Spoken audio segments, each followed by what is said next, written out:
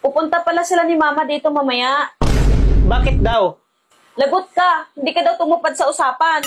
Wala naman ako matandaan na may usapan kami ng mama mo. Ano ba yun? Sabi ni Mama, matagal na daw tayo nagsama, pero single pa rin daw tayo pareho.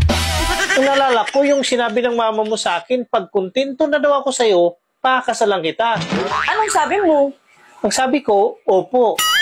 Oh, nangako ka naman pala eh. Oo, nangako ako. Pero sabi niya, pag kontento na ako sa'yo, pakakasalan kita. Pero hindi pa ako kontento sa'yo eh. Bakit? Ano bang hinahanap mo sa babae para makontento ka? Ang gusto ko sa babae, yung maingay. Ang taas naman ang standard mo. Paano kung mag-ingay kung hanggang bungad lang? Huwag mo naman ibuki. Pero ang gusto ko pa talaga sa babae, yung parang bubuyog. Bakit parang bubuyog ang gusto mo? Ang bubuyog kasi, pag nangangagat, pati puwit niya tinutusok. Yan ang gusto ko sa babae. Nag-iisip ka ba sa sinasabi mo? Oo naman. Bakit?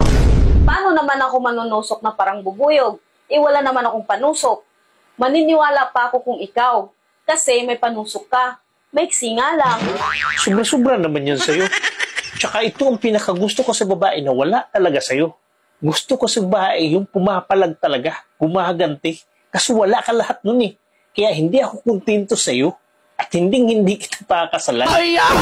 Gusto mo pala pumapalag, gumaganti. In short, palaban. Aba, oo, syempre. Andyan yung lasa sa mga babae. Wala ka nun eh. So hindi kita pakakasala. Ganun ba? So, pwede na ba ito? Next week, sabihin mo sa mga magulang mo, magpapakasal na tayo.